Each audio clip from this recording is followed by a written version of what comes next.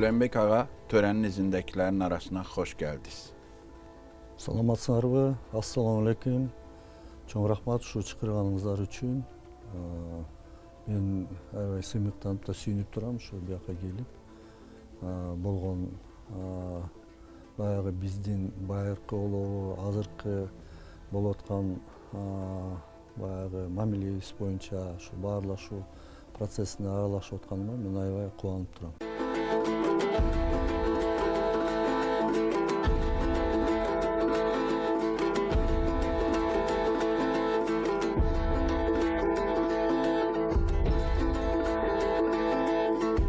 Abdurov Talimbek Shakiroviç 1969-cu ildə Qırğızistan Respublikasının Narın şəhərində anadan olub. 1986-cı ildə Qırğızistan Dövlət Universitetinin İqtisadiyyat Fakültəsindən məzun olan Talimbek Abdurov 2013-cü ildə doktorluq dissertasiyası müdafiə eləyərək İqtisadiyyat elmləri doktoru adını alıb. 2019-cu ildən isə professor elmi dərəcəsinə layiq görülüb. Uzun illər Qırğızistan iqtisadiyyatının ağır və yüngül sənayesini əhatə edən qurumlarında maliyyə iqtisadiyyat məsələləri üzrə direktor olmuş Talimbek Abdurov Qırğızistan iqtisadiyyat, qiymətlər və anti-inhisar, prezident yanında rəqabətin müdafiəsi və inkişafı dövlət komissiyalarında da önəmli vəzifələr tutub. Talimbek Kadyrov sonrakı illərdə Bişkek Maliyyə İqtisadiyyat, Qırğızistan prezidenti yanında Dövlət İdarəetmə Akademiyasında pedaqoji fəaliyyətlə məşğul olub. Alim hazırda Qırğızistan Respublikası Beynəlxalq Universitetində İqtisadiyyat və İdarəetmə kafedrasının müdiridir. Onun 130-dan çox elmi və elmi metodiki işləri Qırğızıstanla yanaşı Qazaxstanda, Rusiyada, ABŞ-də və Cənubi Koreyada nəşr edilib.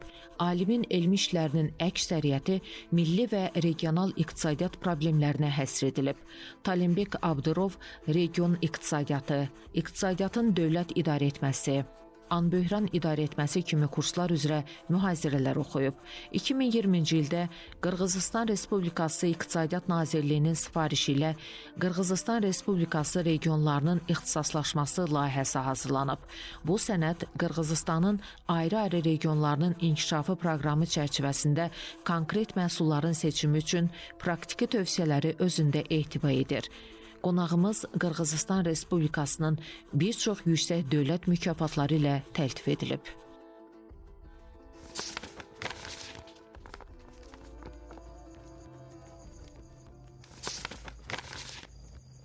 Bilmək istəyirdiniz siz hansı soydansınız, hansı boydansınız, özünüzü sizi tanımayan insanlara necə tanıdarsınız? Qırğızstaniya, sреди qırğızov. Qırğızistanda qırğızlar arasında böyük və qədim Buğu soyu mövcuddur. Buğu soyunun mənşəyi Dolambiya və Tağay bölgələrindən başlayır. Soyun ən böyük nümayəndəsi Alsəid olaraq tanınır. Alsəid isə Qıdıq adlanır. Qıdıqlar əsasən Aldaq bölgəsində yerləşirlər və Aldaq soyuna mənsubdurlar. Tolembek Bey, sizin çalışmalarınızla bağlı tanışıq və sizin çox böyük bir araşdırma əhatəniz var. Və bizə çox maraqlıdır, siz öz çalışmalarınızla bağlı bizim izləyicilərə biraz danışasınız. Я сегодня представляю экономическую науку. Mən bugün iqtisad elmini təmsil edirəm. Özüm iqtisad elmləri doktoru, professoram. Və əlbəttə, bu mərhələyə dərhal çatmamışam. Bir vaxtlar ölkəmizdə universiteti bitirmişdim. Bundan sonra dövlət idarəetmə sistemində çalışmışam. Dövlət idarəetməsindən sonra müəssisələrdə rəhbər vəzifələrdə də işləmişəm. Və müəyyən bir anda elə bir vaxt gəldi ki, mən daha çox araşdırmalarla, iqtisadiyyatla bağlı elmi tədqiqatlarla məşğul olmağı sevməyə başladım. Bu maraq yəqin ki, hələ ali məktəbdə oxuyanda bir sıra elmi məqalələr yazdığım vaxtdan yaranmışdı. Və məni getdikcə bu sahəyə daha çox yönəltdi. Əvvəl namizədlik dissertasiyası, sonra isə doktorluq dissertasiyası müdafiə elədim və uzun müddətdir ki, təhsil sistemində çalışıram. Həm tələbələrimizin maarifləndirilməsi, həm də elmi tədqiqatlarla məşğulam. Elmi araşdırmalar çərçivəsində məni əlbəttə ki, iqtisadiyyatın, xüsusən də milli və regional iqtisadiyyatın inkişafı maraqlandırır. Mənim tədqiqatlarım keçmiş Sovet İttifaqı məkanında və dünyada mövcud olan inteqrasiya proseslərinə aiddir. Bundan əlavə, mən regionların ixtisaslaşması, iqtisadiyyatda innovativ klasterlərin formalaşması üzərində də çalışıram. Yəni mənim məqsədim iqtisadiyyatın insan rifahını yaxşılaşdırmasına yönəlib. Hamımız yaxşı bilirik ki, əslində iqtisadiyyat birincidir. Hər şeyin əsasında iqtisadiyyat dayanır. Qalan hər şey, mədəniyyət, siyasət, sosial sahə yalnız güclü iqtisadiyyatla inkişaf eləyə bilər. Əgər iqtisadiyyat inkişaf eləyirsə, o ardınca mədəniyyəti, siyasəti və sosial sferanda yüksəldir. Bununla da bu sahələrin hamısında uğurlu nəticələr əldə olunur. И социальную составляющую, все это потом дает очень хорошие плоды. Bir çox türk dövlətləri Sovetlər Birliyinin tərkibində idi və Sovetlər Birliyinin tərkibində bizim bəlli bir iqtisadi sistemin içərisindəydik. Sonra bu sistem dağılandan sonra biz hər birimiz öz müstəqil iqtisadiyyatımızı, ekonomik sistemimizi qurmağa başladıq və bugün Türk Birliyi yaranır. Siz bir iqtisadiyyatçı kimi Türk Birliyinin ekonomik sistemi ilə bağlı düşüncələriniz nədir? Necə hesab edirsiniz? Bu Türk sisteminin gələcəyində iqtisadiyyatın rolu necə olmalıdır? Всегда надо из каждой истории извлекать хорошие уроки. Hər zaman hər bir hadisədən yaxşı dərslər çıxarmaq və əlbəttə ki, problemləri müəyyən eləyib gələcəkdə bu məqamlara yol verməmək və inkişaf eləmək vacibdir. Sovet İttifaqı barədə mən bütün 15 respublika adından bu quruluşun nə dərəcədə yaxşı və pis təsiri barədə danışa bilmərəm.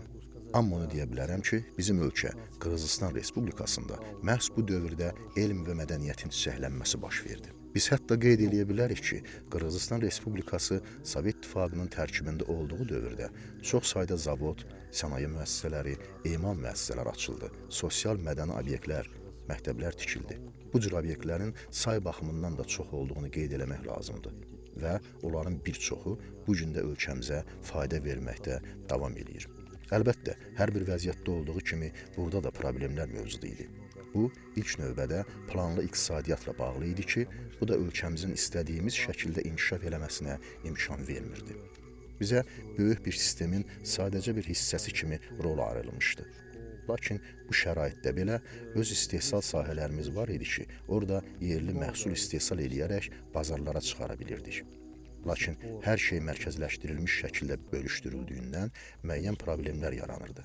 Buna baxmayaraq, istehsal potensialı, elmi potensial çox yaxşı şəkildə formalaşdırılmışdı. Ölkəmizdə müxtəlif müəssisələrin mövcudluğu iqtisadiyyatın strukturuna da təsir eləyirdi. Əgər Sovet İttifaqının dağılması zamanı ölkənin iqtisadiyyatının strukturuna baxsaq, sənayenin payı təxminən 27% təşkil eləyirdi. Kənd təsərrüfatı, daha dəqiq desək, aqrar sənaye kompleksi 36-37% civarında idi. Tikinti sektoru ümumi iqtisadiyyatın 7%-ni təşkil eləyirdi. Ticarət, otelçilik, turizm və digər xidmət sahələri isə 35-36 civarında idi. Yəni, iqtisadiyyatın əsas hissəsi məhz sənaye və aqrar sənaye sektoruna ayrılmışdı. Bu gün isə vəziyyət tamamilə fərqlidir. Bu yalnız bizim ölkəyə aid deyil, keçmiş Sovet İttifaqına daxil olmuş bütün dövlətlər üçün keçərlidir. Hazırda bizdə kənd təsərrüfatının payı təxminən 12%-dir. Sənaye, əgər kumtor mədənini də nəzərə alsaq, 18% civarındadır. Tikinti sektoru isə 11% təşkil eləyir. Əsas hissəni isə xidmət sahəsi tutur. Əvvəllər xidmət sahələrinin payı 60% çatırdısa, indi bu rəqəm 55%-ə qədər azalıb. Bununla yanaşı, istehsal sektoru yavaş-yavaş artmaqdadır.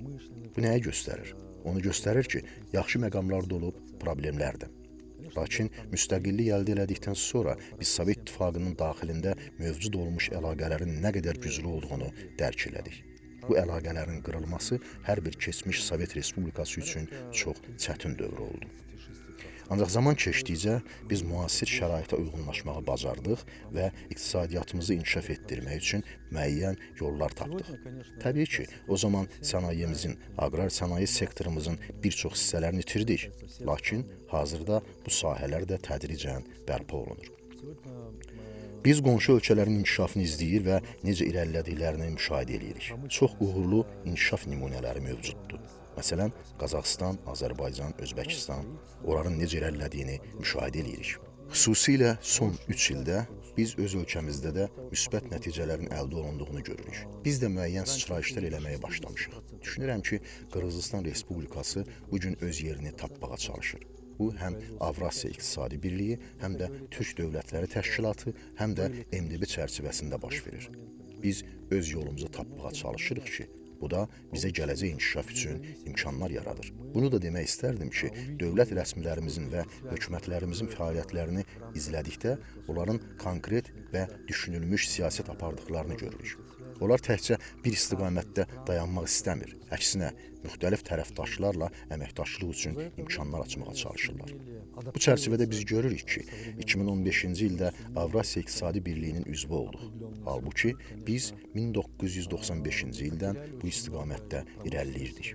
Türk Dövlətləri Təşkilatına gəldikdə isə biz hələ 1992-ci ildən bu qurumla əməkdaşlıq edirik. Bundan əvvəl Guam da mövcud idi. Burada Gürcüstan, Azərbaycan və Qırğızıstan iştirak edirdi. Biz fərqli bir birlik yaratmağa da cəhd elədik. Lakin bu müəyyən səbəblərdən uğurlu alınmadı. Daha sonra Türk Birliyi yolunda əvvəlcə Türk dövlətlərinin parlamentlər arası assambleyası formalaşdı. Sonra isə tədricən bu təşkilat Türk Dövlətləri Təşkilatına çevrildi. Zamanla problemlər həll olundu və bu təşkilatlar ölkələrin vətəndaşlarının dəstəyini qazandı. Düşünürəm ki, bu inkişaf gələcəkdə də davam edəcək və yeni bir impuls verəcək. Xüsusən də son dövrlərdə bu istiqamətdə aktivliyin artdığını müşahidə edirik. Mən əminəm ki, Qırğızıstan Respublikasının perspektivləri çox yaxşıdır. Biz bir təşkilatın içində qapanıb qalmamalıyıq. Əksinə, bütün birliklərə açıq olmalıyıq. Müxtəlif ölkələrlə əməkdaşlıq etməliyik. Bu bizə yalnız müsbət dinamika verəcəkdir. Со многими странами это наоборот даст нам положительную динамику. Dünyada bir çox örnəklər var, birlik örnəkləri. Məsələn, deyək ki, Ərəb Birliyi, Avropa Birliyi, sonra dünyada məsələn Afrika dövlətlərinin birlikləri var.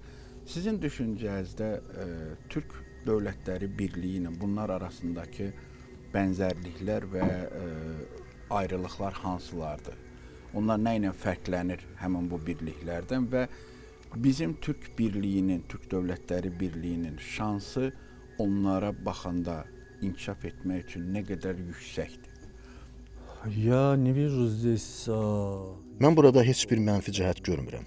Məsələ ondadır ki, Türk Dövlətləri Təşkilatı olaraq biz, qeyd etdiyim kimi, artıq 1992-ci ildən etibarən bu istiqamətdə tədricən irəliləyirik və ümumi səyləri birləşdirmək istəyirik. Əgər baxsaq, ilk mərhələdə biz əsasən mədəniyyət məsələləri, bəzi parlamentlər arası münasibətlər sahəsində əməkdaşlıq eləmişik. Tədricən isə biz bütün bunlardan iqtisadi əlaqələrə keçməyə başladıq. Və bir daha vurğulayıram ki, məhz bu təşkilatda iştirak baxımından Qırğız Respublikası üçün heç bir problem yoxdur. Üstəlik, bizim bir çox mədəni aspektlərimiz oxşardır. Dillərimiz arasında ümumi bir bənzərlik var. Bizim əksəriyyətimiz eyni dinə mənsubuq. Bu da bir-birimizi daha yaxşı başa düşməyimizə müsbət nəticə verir. Başqa bir məsələ isə bizim nə dərəcədə sürətlə və yavaş irəliləməyimizdir. Artıq 32 il keçib və münasibətlərimiz həqiqətən möhkəmlənir. Lakin əlbəttə ki, çox böyük sürətlə də inkişaf eləmir. Amma buna baxmayaraq proses davam edir. Mən qeyd eləmək istərdim ki, əslində bu birliyin gələcəkdə daha da inkişaf edəcəyini düşünürəm. Niyə? Çünki bizim Özbəkistanla, Azərbaycanla çox yaxşı münasibətlərimiz var. Bizim Qazaxıstan və Türkiyə ilə də yaxşı əlaqələrimiz mövcuddur. Мы в хороших отношениях и с Казахстаном, и с Турцией тоже. Siz bir peşəkar iqtisadiyyatçı kimi, ekonomist kimi Türk dünyasının ümumi iqtisadi fəlsəfəsini necə görürsünüz? Sizcə biz hansı gələcəkdə hansı böyük bir iqtisadi fəlsəfi düşüncənin ətrafında birləşə bilərik və öz iqtisadiyyatımızı o fəlsəfəyə uyğun qura bilərik ki, bizim iqtisadi sistemimiz birləşsin? В мире есть такие... Dünyada elə məqamlar var ki, onlar həm milləti, həm də dövlətləri bir-biri ilə birləşdirir. Məsələn, Avropa İttifaqının özünə məxsus bir istiqaməti var idi. Amerikada isə milli ideya, Amerika arzusudur və bu başqa bir istiqamət. Ümumiyyətlə, dünyada müxtəlif ideya nümunələri var ki, onlar müəyyən tərkib hissələri bir araya gətirmək üçün istifadə olunur. Mən belə təklif edərdim ki, biz də düşünək, gələcəkdə özümüzü yüksək səviyyədə necə mövqiləndirə bilərik, hansı ideya ilə çıxış eləyə bilərik. Şübhəsiz ki, bu bizim özümüzü tanımağımız, yəni milli kimliyimizlə bağlıdır. Biz türk dünyasıyıq və bu məsələlər də xüsusi diqqət tələb eləyir. Lakin bunu öz spesifik xüsusiyyətlərimizi də nəzərə almaqla eləməliyik. Məsələ ondadır ki, bugün artıq yeni texnoloji dövr, 6-cı texnoloji dövr yetişib və burada tamamilə fərqli texnologiyalar ön planda olacaq. Bunu dərk eləmək və qəbul eləmək lazımdır. Əvvəlki texnologiyalar tədricən unudulacaq və onları yeni texnologiyalar əvəz eləyəcək. Bunlara nanotexnologiyalar, biotexnologiyalar, fotonika və sair və ilaxır daxildir. Bu tamamilə başqa bir səviyyədir. Düşünürəm ki, biz elə bir ideya formalaşdırmalıyıq ki, bu bizə məhz bu istiqamətdə yeni texnologiyalarda liderliyimizi təmin eləməyə kömək eləsin. Güclərimizi birləşdirərək, bir-birimizi dəstəkləyərək birlikdə yeni səviyyəyə yüksələ bilərik. Belə bir yanaşma bizə imkan verərdi ki, bütün səylərimizi birləşdirək, elmi potensialımızı, istehsal gücümüzü bir araya gətirək. Bu böyük qlobal layihə çərçivəsində əməkdaşlıq edərək lazımi infrastruktur yarada bilərik. Mütəxəssislər hazırlaya bilərik. Məhz belə yanaşma bizə bu istiqamətdə ciddi inkişaf eləmək imkanı verərdi. Türk Dövlətləri Təşkilatına baxsaq, Macarıstan və Türkmənistanın müşahidəçi ölkələri çıxmaqla bu təşkilata daxil olan dövlətlərdə 150 milyondan çox əhali yaşayır. Bu, malların, yüklərin, işçi qüvvəsinin sərbəst hərəkəti üçün böyük bir imkandır. Bu, çox böyük bir bazardır. Bu bazar çərçivəsində biz sərbəst inkişaf eləyə, sənaye müəssisələri qura, məhsul istehsal eləyə və düzgün bölgü apararaq hansı məhsulun harda istehsal ediləcəyini planlaya bilərik. Bundan başqa, müəyyən innovativ layihələrin beynəlxalq bazara çıxışı üçün lazımi addımlar atıla bilər. Bu zaman insan potensialı, kapital və maliyyə kimi amillərin ciddi inteqrasiyası baş verəcək. Yəni biz bir-birimizi gücləndirə, dəstəkləyə və qısqanclıq olmadan birlikdə irəliləyə bilərik. Bu, belə bir ideya ola bilər. Ревностного отношения друг к другу мы можем дальше развиваться. Это вот такая идея может быть.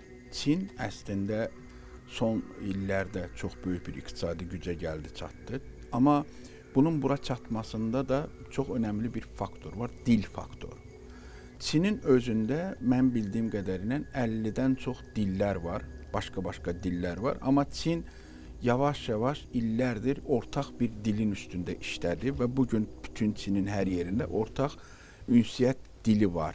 Bir ortaq Çincəsi var ki, hansı ki və o dil formalaşdıqdan sonra Çin iqtisadi olaraq bir sıçrayış elədi.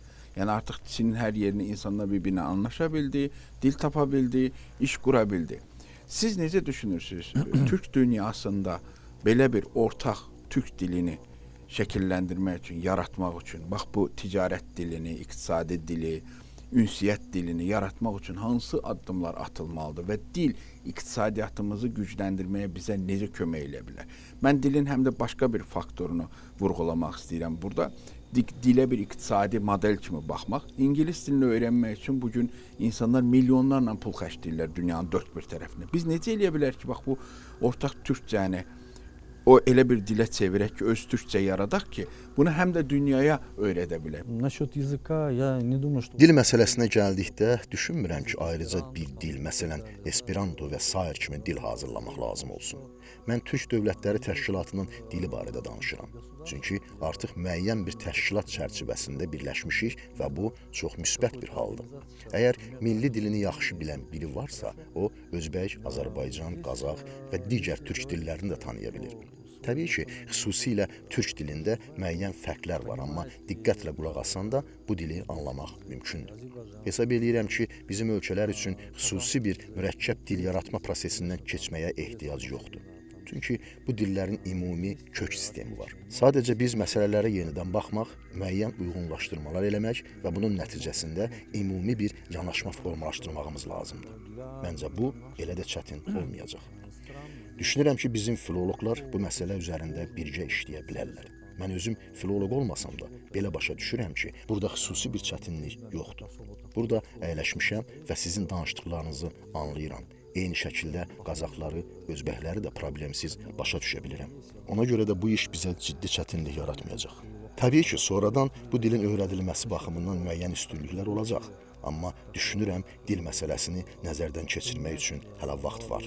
Əvvəlcə ümumi güclərin birləşməsi, qarşılıqlı anlaşmanın formalaşması lazımdır. Düşünürəm ki, dil məsələsi zamanla öz həllini tapacaq. Bugün görürük ki, gənclərimiz rahatlıqla türk, özbək və qazaq dillərində danışırlar. Azərbaycan dilini başa düşürlər. Türkiyədən gələn türklərin isə Qırğızistanda qırğız dilində sərbəst danışdığını görürük.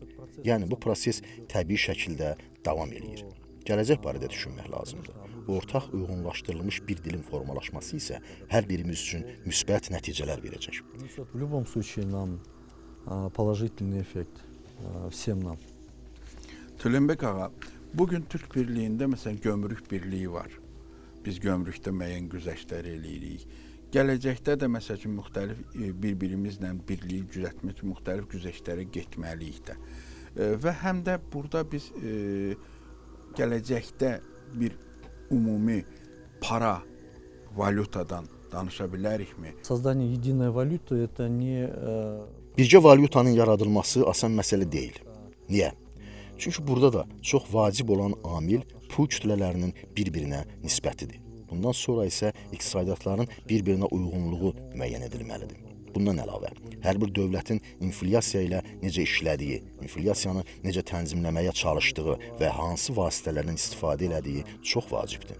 Bundan başqa, istehsal potensialının nə qədər güclü və ya zəif olduğu məsələsi də nəzərə alınmalıdır. Yəni, bütün bunlar qiymətləndirilməlidir. Ən vacibi isə budur ki, hər bir ölkə öz milli valyutasını yaradıb və bugün bu dövlətlər öz suverenliyindən qismən imtina eləyib, yeni və ümumi bir valyutanın bütün bu təşkilat çərçivəsində işləməsinə hazırdırmı? Ümumi valyuta üçün suverenlikdən yuxarı müəyyən bir instansiya olmalıdır. Biz bu məsələyə hazırıqmı? Düşünürəm ki, bu zaman məsələsidir. Amma təbii ki, bu suallar hər hansı bir inteqrasiya birləşməsi çərçivəsində müzakirə olunur. Məsələn, Avropa Şurasında ümumi valyuta barədə 1956-cı ildən etibarən uzun müddət düşünürdülər. İlk dövrlərdə xüsusi bir sistem tətbiq eləyərək ölkələrin valyutalarını uyğunlaşdırmaq üçün çalışdılar və yalnız 90-cı illərin sonunda avro dövriyyəyə buraxıldı. Ona görə də bu çox uzun bir proses idi. Baxmayaraq ki, Avropa ölkələri bu prosesi daha sürətli keçməyə çalışırdılar. Məncə biz hələ hazır deyilik.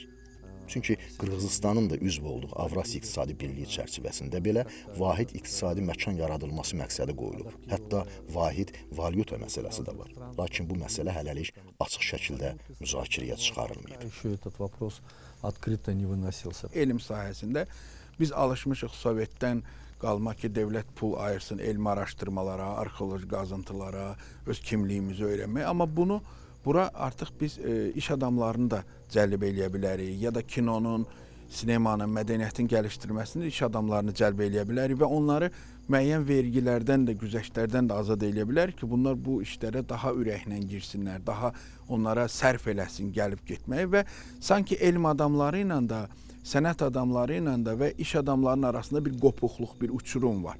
Bunun arasındakı bax bu bağı biz necə yarada bilərik? Çünki Sovet bu bağı bir şəkildə dağıtmışdı.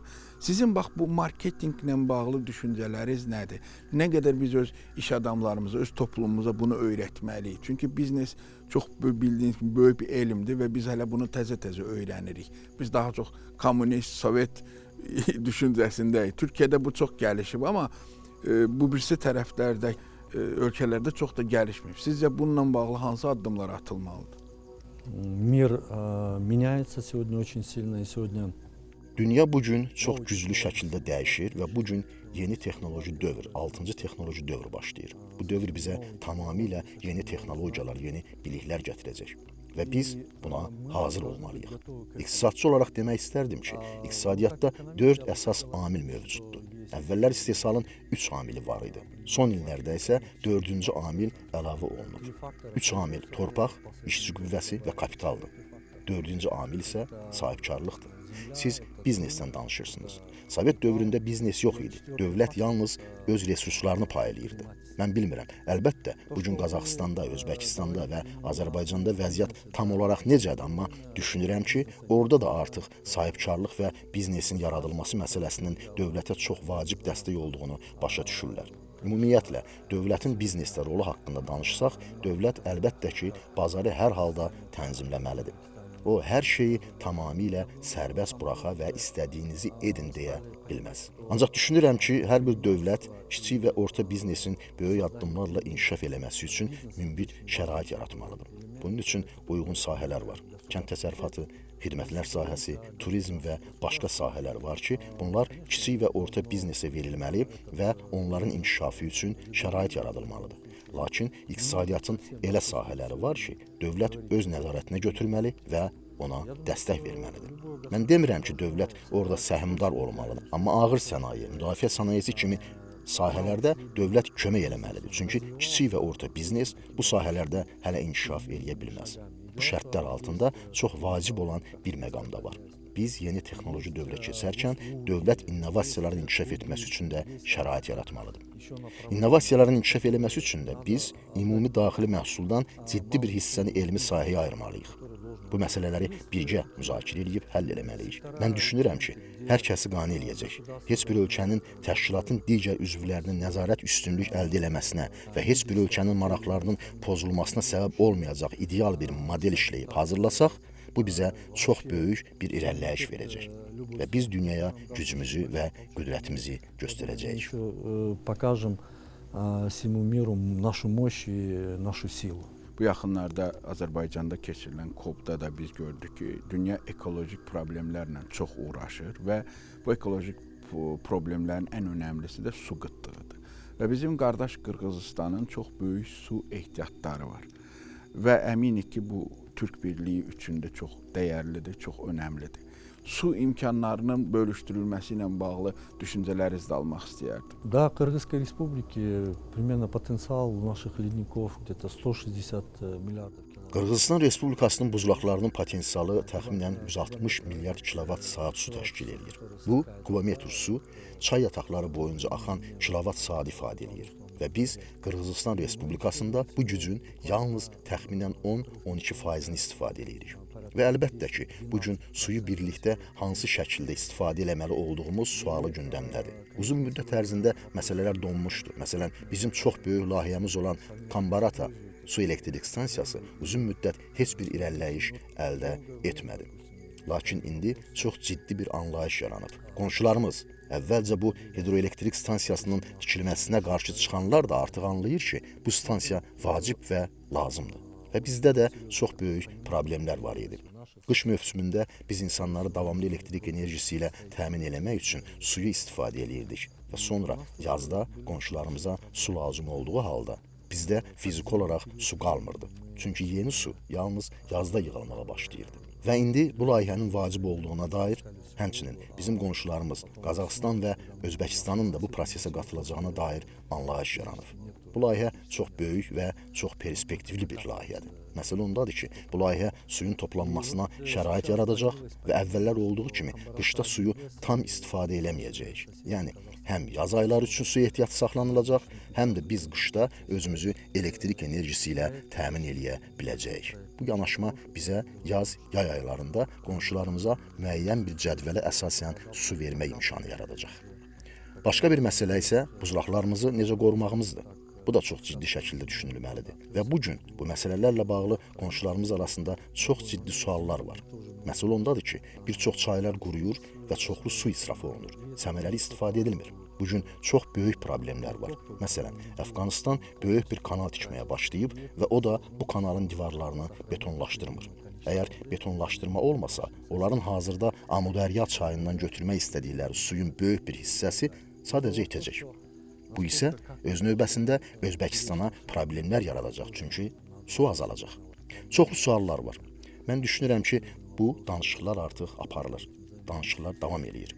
Orada ümumi birgə razılaşmalar mövcuddur. Və bizim ölkəmiz üçün çox vacibdir ki, biz buzlaqlarımızı qoruyub saxlayaq.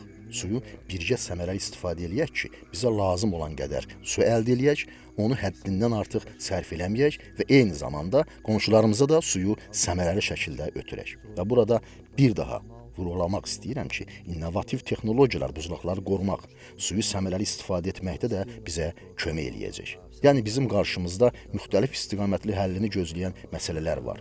və biz bunları işləyib hazırlamalı, təbii sərvətlərimizə qayğı ilə yanaşmalı və birgə istifadə etməliyik. Совместно использовать ее, скажем так. Tölənbək ağa, çox sağ olun.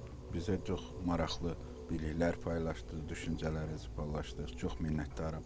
Son olaraq bizi dünyanın dörd bir tərəfindən izləyən türklərə, bu verilişi izləyəcək insanlara, Türk birliyinə necə çağırardınız, nə demək istəyərdiniz? Но единственное, хочется сказать. Hər birimizə birincisi sülh, ikincisi isə rifah arzulayıram və qeyd eləmək istəyirəm ki, bəli, bir zamanlar atalarımız türkləri bütün dünyada tanıtmaq üçün çox işlər görmüşdülər.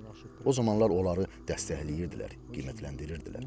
Biz bu gün də öz atalarımızı qiymətləndirməliyik. Onların xatirəsini həmişə qəlbimizdə yaşatmalı və unutmamalıyıq. Bir zamanlar Qırğız xaqanlığının digər xaqanlıqlar kimi çox böyük olduğunu qeyd etmək istəyirəm. Düşünürəm ki, bugün biz bütün qüvvələrimizi birləşdirərək hamımıza inkişaf eləmək və irəliləmək imkanı verəcək yaxşı və xoşbəxt bir dünya qurmalıyıq. Bütün türkləri buna diqqətlə yanaşmağa və birləşmək üçün çalışmağa çağırıram. Dünyada çoxlu insanlar var ki, onlar parçalanıb. Biz isə əksinə birləşməliyik. Birləşərək hamımızın razı qaldığı ideal bir dünya qurmalıyıq. Создать такой идеальный мир, который устроит всех нас. Dediyiniz kimi, yer üzündə 8 milyarddan çox insan var. Biz çox azıq əslində və ona görə bir-birimizin yanında durmalıyıq, bir-birimizə dəstək olmalıyıq, bir-birimizə sevgimizi göstərməliyik. Çox təşəkkür edirik bugün üçün, çox bilikləriniz üçün. Biz sizə kiçik bir hədiyyəmiz var, yaradıcı birliyimizin adından belə bir Qafqaz türklərinin papağını sizə armağan Çok edirəm. rahmat. Sağ Çok olun. rahmat. Ümidvaram ki, bunu bizdən xatirə olaraq, bugünkü gündən xatirə olaraq saxlayacaqsınız. Var olun, sağ olun, çox minnətdarıq. Çok rahmat. Çok rahmat. Бардыңарга ийгилик, жакшылык ушул Кыргыз жерине келип, кош келипсиздер. Жакшылап туруп, бир конок болуп туруп, кайта Азербайжанга баягы жакшы аман эсен жетип алыңыздар. Үйүңүзгө, туугандарыңызга, жалпы ушу Азербайжан элине тынччылык, ынтымак, жакшылык, ийгилик гана каалап кетет элем. Çox sağ olun, var olun.